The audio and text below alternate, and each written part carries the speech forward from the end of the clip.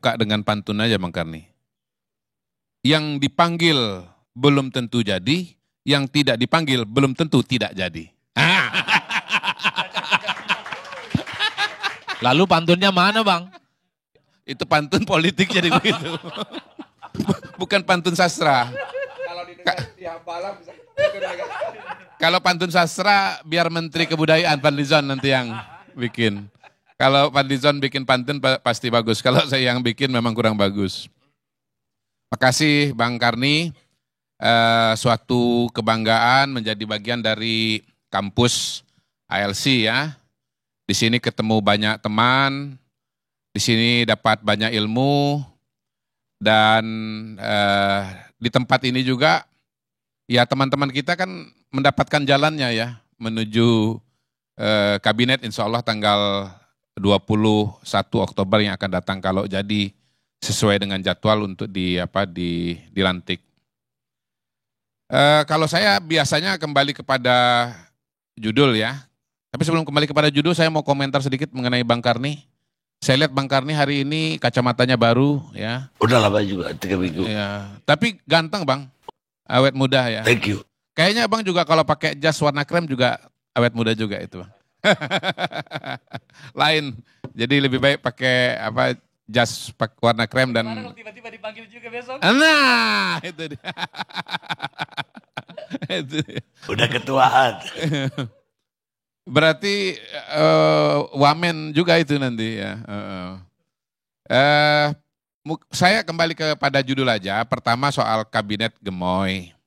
Mungkin diluruskan dulu. Gemoy itu agak salah kaprah diasosiasikan dengan gemuk. Sebetulnya gemoy itu bukan, asal katanya itu bukan gemuk. Itu kata selengean atau kata kontemporer untuk kata gemas lah. Menggemaskan ya, atau lucu. Jadi bukan gemuk sebetulnya. Walaupun saya paham juga istilah gemuk ini disematkan kepada kabinetnya Pak Prabowo karena jumlah kementeriannya yang lebih banyak dibandingkan dengan sebelumnya. Kita belum tahu pasti berapa jumlah kementerian yang akan dibuat, apakah 44, apakah 45, apakah 46. Dan kita juga sebetulnya harus agak hati-hati dalam memberikan komentar pada hari ini termasuk saya. Karena sesungguhnya kita itu belum tahu persis berapa posnya, nomenklaturnya apa saja, dan siapa yang akan menempati pos itu. Walaupun sekitar 80% kita bisa membaca lah ya, bisa menebak. Kalaupun bukan membaca ya minimal menebak lah. Masing-masing orang dan pos-posnya. Tetapi sebetulnya harus ditunda dulu penilaian yang 100% itu. Nah, kabinetnya memang banyak menterinya, saya kira yang perlu diberikan perspektif di sana kan karena ada pro dan kontra. Yang kontra itu biasanya mengatakan ini pasti biayanya akan besar. Ya, secara logika menurut saya itu ya logis aja. Misalnya rumah dinas tadi udah dibahas oleh Bang Hensat, rumah dinasnya nanti akan tambah. Tapi kalau soal kemudian jadi macet, menurut saya itu jelas lebay, ya itu. Harus dijawab juga itu. Jelas lebay itu. Pertama, rumah dinas tuh sekarang ada 2 tempatnya. Pertama di Widya Chandra, yang kedua di Denpasar. Jumlah rumah dinas di situ tuh udah fix tuh. Nggak mungkin kemudian rumah dinas yang ada kemudian dibagi 2 orang menteri misalnya. 1 rumah dinas dibagi 2 orang menteri, nggak mungkin. Paling harus dicarikan tempat yang baru ya untuk menteri-menteri yang jumlahnya melebihi dari yang sudah ada. Kalau sekarang ini cukup di Widya Chandra dan cukup di Jalan Denpasar, mungkin nanti harus dicarikan di tempat yang lain. Yang jelas bertambah 10 menteri itu tidak akan bikin macet, itu lebay. Itu tapi bertambah lah 10 rumah dinas katakanlah. Bertambah juga kendaraan dinas ya. Bertambah juga operasional menteri misalnya. Tetapi dalam kacamata yang lain sebetulnya saya berusaha melihat bahwa Pak Prabowo sedang mempertajam fungsi dari masing-masing kementerian. Sedemikian rupa sehingga masalah-masalah yang selama ini mungkin tidak cukup tertangani akan tertangani lebih baik. Karena apa? Karena memang tugas menterinya itu lebih spesifik dibandingkan dengan menteri sebelumnya. Kita ambil contoh misalnya Menkumham, ya, ada kemungkinan akan dipecah menjadi 3 kementerian. 1 Menteri Hukum, 2 Menteri Imigrasi dan Pemasyarakatan, _LP, yang ketiga Menteri HAM, ya, hak asasi manusia. Nah, tentunya kalau bicara Menteri Imigrasi dan Lapas, yang kemungkinan, ini bacaan saya ya, bisa salah, mohon maaf kalau nanti salah, Komjen Agus Adrianto, maka diharapkan Pak Agus itu bisa konsentrasi betul mengurusi permasalahan lapas, mulai dari misalnya fasilitasnya, kemudian kapasitasnya, ya persoalan-persoalan yang notabene barangkali selama ini sudah menjadi masalah bertahun-tahun tapi tidak cukup tertangani dengan baik karena memang menterinya harus memikirkan banyak hal, ya. Contoh yang kedua adalah Kementerian Diknas misalnya. Saya melihat kementerian yang paling besar itu pada hari ini, ya, buat saya pribadi adalah Kementerian Pendidikan Nasional. Mengurus siswa yang jumlahnya 82, mungkin 83 juta orang. Ada pendidikan dasar, ada TK, ada SD, ada SMP, ada SMA. Kemudian ada perguruan tinggi, ada riset, ada kebudayaan. Nah, pada hari ini kemungkinan akan dipecah menjadi 3. Ada Kementerian Riset, Kementerian Pendidikan Dasar dan Menengah, menterinya Pak Abdul Mukti, kemudian Riset Dikti, dugaan sementara nih ya, Satrio Brojonegoro, Satrio Sumantri Bojonegoro, kemudian Menteri Kebudayaan, alumni ALC, Fadlizon. Ya, saya yakin ketika menterinya ini dipecah jadi 2, ada yang bicara mengenai Dikdasmen dan Riset Dikti, saya kira itu akan jauh mengurangi beban yang ada di seorang menteri kalau ini dikerjakan oleh 1 orang menteri. Jadi mungkin itu satu argumentasi, satu perspektif untuk lebih optimis terhadap upaya Pak Prabowo untuk menambah jumlah kementerian dan pada gilirannya menambah jumlah komisi di DPR seperti tadi yang diceritakan oleh Bang Nasir Jamil.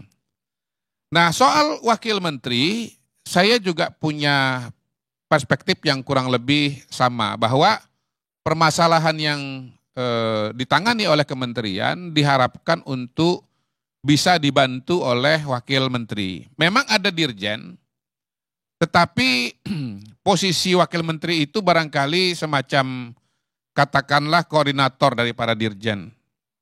Itu kita lihat upaya yang dilakukan atau pengalaman di Kementerian BUMN misalnya 5 tahun terakhir.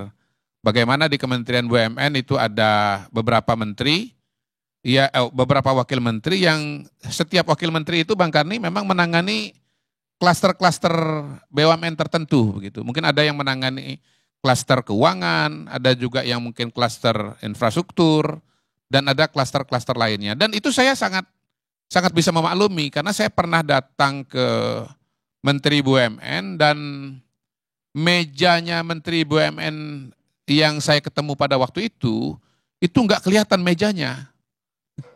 Karena setiap BUMN punya laporannya sendiri-sendiri dan jumlah BUMN itu karena saking banyaknya kemudian menutupi seluruh area meja. Jadi mejanya kelihatan tuh Bang. Nah, bayangkan bahwa sekian banyak laporan itu kemudian didistribusikan kepada 2 atau 3 menteri. Saya yakin itu jelas sangat membantu menteri yang bersangkutan untuk bisa ya melakukan orkestrasi atau manajemen yang lebih baik bagi menteri yang bersangkutan. Nah, kemarin juga kita lihat ada wakil menteri bertambah bertambah satu, dari sebelumnya dua, ada Suhasil, kemudian ada Thomas Jiwandono, lalu kemudian kemarin ada juga satu lagi Anggito Abimanyu. Ya, saya nggak bisa terlalu jelaskan karena saya belum pernah datang ke ruangannya Menteri Keuangan dan lihat mejanya. Tetapi poinnya adalah bahwa banyaknya jumlah kementerian itu dimaksudkan sebagai upaya penajaman dalam menangani masalah. Diperbanyaknya jumlah wakil menteri, ya, termasuk kepada pos-pos yang selama ini secara tradisional tidak ada posisi wakilnya, lalu kemudian dikasih wakilnya, itu untuk membantu menteri yang bersangkutan untuk melakukan koordinasi-koordinasi, ya, supaya permasalahan-permasalahan yang banyak itu bisa tertangani dengan lebih baik. Di luar itu saya juga melihat bahwa memang Pak Prabowo punya kepercayaan yang sangat kuat kepada gotong royong dan ideologi persatuan kesatuan, Bang Karni. Saya kira itu cukup jelas diulangi oleh beliau berkali-kali bahwa modal utama bangsa kita untuk bisa menghadapi tantangan yang ada di depan mata, baik yang dekat, yang sedang maupun yang jauh, itu harus dihadapi dengan syarat utama adanya persatuan dan kesatuan di antara para pemimpin bangsa. Saya melihat itu sesuatu yang sangat mendarah daging di Pak Prabowo. Dan manifestasinya adalah beliau melibatkan sebanyak mungkin kekuatan-kekuatan sosial politik yang ada di negara ini. Partai politik, ya, boleh dibilang semuanya diberikan ruang, diberikan kesempatan. Termasuk partai politik yang tidak mendapatkan kursi di parlemen. Ya, ikut berjuang juga. Contoh nih ya, misalnya wakil menteri kita lihat kemarin dari Gelora. Ya, ada Anies Mata, ada Fahri Hamzah. Saya baca bahwa Anies Mata akan menjadi wakil menteri luar negeri yang konsentrasinya itu untuk masalah-masalah dunia Islam dan Timur Tengah. Saya yakin itu sangat membantu karena Pak Anies memang setahu saya punya relasi yang sangat kuat, sangat baik di kawasan Timur Tengah. Kemampuan komunikasinya dalam bahasa Arab juga sangat fasih. Ya, kemudian kita tahu bahwa pada hari ini permasalahan-permasalahan konflik internasional banyak di wilayah Timur Tengah, dan kalau Indonesia mau memainkan peran yang signifikan di kawasan itu, maka ya harus ada orang yang memang punya akses dan punya kemampuan yang baik untuk berbicara tentang masalah-masalah Timur Tengah. Lalu Fahri Hamzah, ya, kebetulan tadi saya baca berita sudah dikonfirmasi secara jelas Bang Karni oleh Pak Hasim bahwa Fahri Hamzah akan menjadi Wakil Menteri Perumahan, mendampingi Marwarar Sirait sebagai Menteri Perumahan. Dan saya kira ini salah satu kementerian yang paling berat. Kenapa? Karena targetnya bisa mendirikan 3 juta rumah per tahun. Dikalikan 5, berapa itu? 15 juta rumah selama 5 tahun. Tentu itu suatu pekerjaan yang sangat-sangat luar biasa, dan karena itulah kemudian kebutuhan terhadap seorang wakil menteri menurut saya suatu yang sangat-sangat wajar. Jadi ini kombinasi antara sebuah strategi manajerial, ya, suatu pendekatan baru dari Pak Prabowo bahwa masalah-masalah ini akan lebih baik ditangani kalau kemudian skopnya diperkecil, ya, menterinya diperbanyak, dan masing-masing menteri itu bertanggung jawab terhadap skop persoalan yang lebih kecil, dan itu membuat dia menjadi lebih efektif dan diharapkan lebih efisien. Yang kedua, berbarengan juga dengan belief system seorang Prabowo Subianto bahwa untuk menghadapi masalah-masalah bangsa diperlukan adanya persatuan dan kesatuan serta kebersamaan. Nah, sebagai sebuah hipotesa atau sebuah strategi, ya, atau sebagai sebuah ikhtiar, tentu kita harus hargai. Kita sudah memberikan mandat kepada Pak Prabowo untuk menjadi pemimpin kita, menjadi nakhoda bangsa ini dan kita memberikan ruang kesempatan kepada Pak Prabowo untuk menjalankan strateginya ya. Mudah-mudahan kita dukung dan mudah-mudahan apa yang beliau pikirkan betul-betul bisa diimplementasikan dengan baik sehingga apa-apa yang dipikirkan ya target-target yang direncanakan bisa dicapai ya dengan strategi manajerial, strategi organisasi yang sekarang diterapkan oleh Pak Prabowo Subianto. Itu yang pertama. Yang kedua, soal apakah Pak Jokowi cawe-cawe ya. Saya menilai bahwa sebetulnya pertama tentu ya, Pak Prabowo itu sebagai presiden punya hak prerogatif dan pada titik itu kita harus mengatakan bahwa semua asumsi-asumsi mengenai campur tangan dan seterusnya itu harus berhenti. Karena apa? Udah jelas tegas ditulis dalam konstitusi kita bahwa menteri itu adalah wewenang presiden, prerogatif presiden. Partai-partai politik, tokoh-tokoh politik kita juga sudah punya alam pikiran yang sama bahwa urusan kabinet, urusan menteri itu adalah prerogatif presiden. Nah yang kedua, kalau dikatakan bahwa banyaknya menteri Pak Jokowi yang masuk ke dalam line up yang disusun oleh Pak Prabowo sebagai sebuah bentuk cawe-cawe Pak Jokowi, menurut saya itu kejauhan, ya. Terlalu jauh mikirnya, terlalu spekulatif, ya. Karena apa? Karena pertama Pak Prabowo itu, ya, adalah bagian dari sebuah keberlanjutan Pak Jokowi. Jadi nggak usah disuruh pun pasti Pak Prabowo akan punya kecenderungan untuk meneruskan program-program kerjanya dan tim kerja yang selama ini membantu Pak Jokowi. Justru itulah bukti keberlanjutan itu. Ya. Yang aneh kalau kemudian misalnya presiden terpilih Anies Baswedan, lalu dia membawa 16 menteri Pak Jokowi. Nah itu aneh. Ya, itu dia. Itu baru harus dibahas tuh. Tapi kalau yang terpilih sebagai presiden adalah Pak Prabowo yang jelas-jelas mengatakan dia adalah keberlanjutan Pak Jokowi, lalu ada menteri-menterinya Pak Jokowi, itu nggak aneh, itu justru sangat wajar. Ya, sangat wajar. Karena Pak Prabowo sendiri menahbiskan dirinya sebagai bagian dari keberlanjutan Pak Jokowi. Nah, secara alam pikiran juga banyak persamaan antara Pak Prabowo dengan Pak Jokowi. Soal hilirisasi misalnya, ya istilah ini kita kenal dari Pak Jokowi. Program hilirisasi Pak Jokowi yang menjalankan Pak Jokowi. Tetapi gagasan dasarnya sebetulnya kalau kita kenal dan membaca ya Pak Prabowo dari lama, dari buku-buku dia yang lama, dari pidato-pidato politik yang lama, sebetulnya Pak Prabowo ini adalah advokatnya hilirisasi. Hanya pada waktu itu tidak disebut sebagai hilirisasi. Pak Prabowo itu berulang kali mengatakan Bang Karni bahwa dia ingin agar kekayaan alam Indonesia itu sebesar-besar untuk kemakmuran rakyat Indonesia, bagi sebesar-besar kemakmuran rakyat Indonesia. Nah itu Pak Jokowi mengimplementasikan gagasan yang sudah dipikirkan lama oleh Pak Prabowo, ya. Dan akhirnya ini menjadi salah satu titik temu antara Prabowo dengan Pak Jokowi. Dan karena itulah kalau misalnya nanti Pak Prabowo menjalankan atau meneruskan hilirisasi, ya sebetulnya memang itu adalah ide lamanya Pak Prabowo, ya.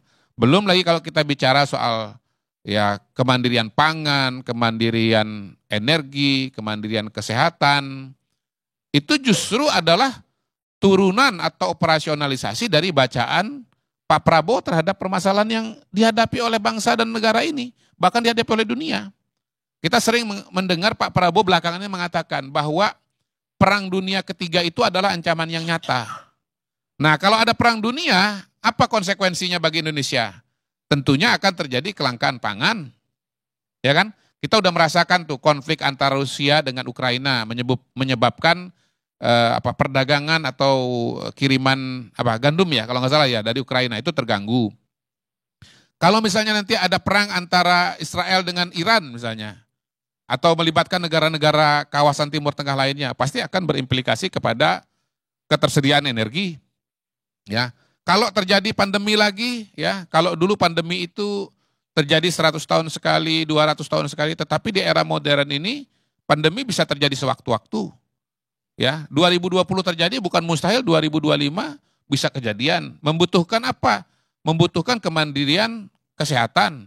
Selama ini kita tergantung obat-obatan kepada India misalnya. Kita harus bisa menyuplai sendiri. Nah, itu semua adalah turunan-turunan dari kesadaran Pak Prabowo mengenai realita persoalan yang dihadapi oleh bangsa Indonesia gitu loh.